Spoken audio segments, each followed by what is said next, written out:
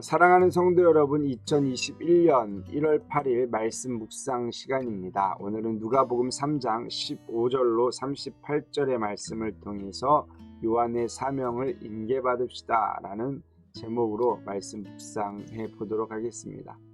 여러분, 요한이 회개의 세례를 베풀며 회개 합당한 열매를 맺어야 된다, 많은 사람들에게 외쳤죠. 세례를 받고자 하는 사람들이 그러면 우리가 어떻게 해야 됩니까? 여기에 대한 답변을 잘 해주었어요. 이러한 모습들을 백성들이 보았습니다. 그리고 백성들의 마음 가운데 혹시 우리가 그렇게 기다리던 그리스도가 이 요한이 아닌가 라는 생각을 하게 되었던 것이죠. 15절 말씀 보세요. 백성들이 바라고 기다림으로 모든 사람들이 요한을 혹 그리스도이신가 심중에 생각하니, 즉 이스라엘의 회복을 간절히 기다리면서 광야에 몰려든 백성들은요, 요한의 모습을 보니 그리스도라 생각할 수 있을 법한 상황이 펼쳐졌던 것입니다. 이렇게 생각하는 백성들에게 요한은 자신의 사명이 무엇인지 16절을 통해서 가르쳐 주게 됩니다. 16절 보세요. 요한이 모든 사람에게 대답하여 이르되 나는 물로 너희에게 세례를 베풀거니와 나보다 능력이 많으신 이가 오시나니 나는 그의 신발끈을 풀기도 감당하지 못하겠노라. 먼저 요한은요, 자신이 메시아가 아님을 밝혀줍니다. 그리고 자신이 하는 일은 메시아가 오셔서 하는 일과 비교할 수 없을 정도로 사실은 부족하다라는 것을 인정하죠. 그래서 나보다 더 큰 능력이 많으신 이가 오신다라고 그렇게 고백하게 됩니다. 그러면서 자신을 표현할 때 무엇이라고 표현합니까? 나는 그의 신발끈을 풀기도 감당하지 못하겠다, 이렇게 고백하는 거예요. 여러분, 이 신발끈을 푸는 자들이 누구였는가? 당시에 노예들이 그 일을 했다라는 거예요. 즉 노예는 주인이 밖에서 들어오면 몸을 굽혀서 그 신발끈을 풀어주는 역할을 했습니다. 또한 외출할 때 신발을 가져다 주기도 한 사람들이 노예였습니다. 즉 세례 요한은 자신이 그만큼 비천한 존재임을 이 백성들에게 밝혀준 것이죠. 그래서 오실 분은 성령으로 세례를 베푸시는 사역을 할 것이고 나는 불로 세례를 베푸는 그러한 사명자다라는 것을 이야기해 줍니다. 여러분, 물세례는 무엇입니까? 죄 용서의 상징이라고 말할 수 있죠. 그렇다면 성령 세례는 무엇일까요? 실제 구원을 주는 행위라는 사실입니다. 엄청난 차이가 있는 것이죠.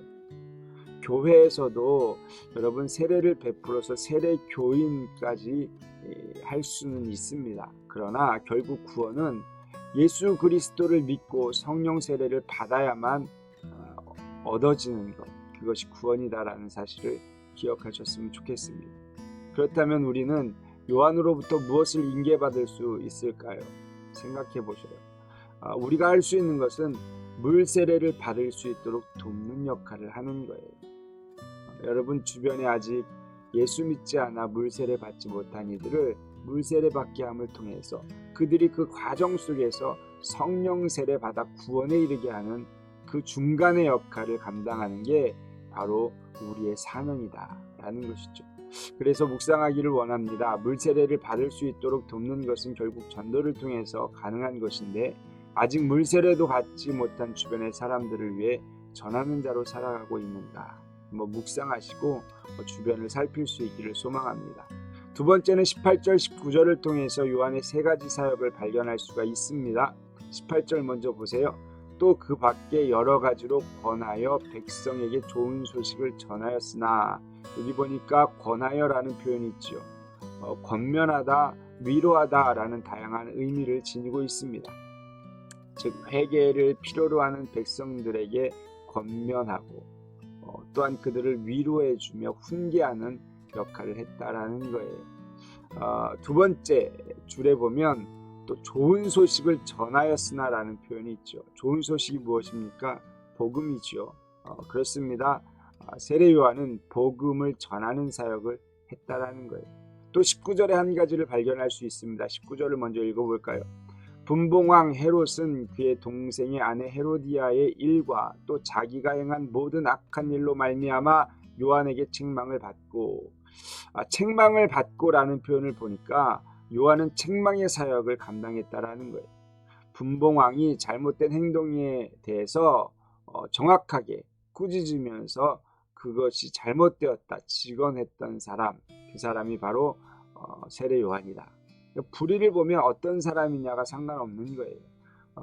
정확하게 의를 위해서 전할 수 있었던 사람, 책망할 수 있었던 사람, 바로 세례 요한이었다. 이를 통해 알 수 있는 것은 자신에게 맡겨진 사명, 권하는 사역, 전하는 사역, 책망하는 사역에 최선을 다했다라는 것을 볼 수 있습니다.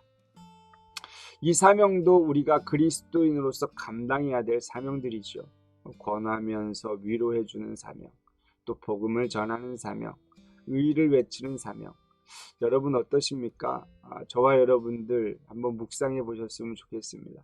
요한의 사명이었던 권면, 복음 전함, 책망을 나는 잘 감당하고 있는가?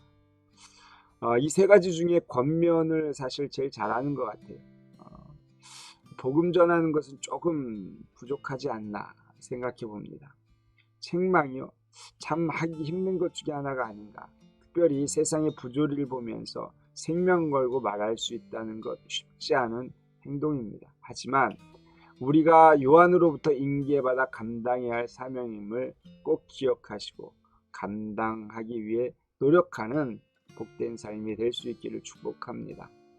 오늘 우리는 요한의 사명에 대해서 함께 살펴보면서 그 사명을 인계받기를 소망하면서 또 이렇게 말씀 묵상했습니다.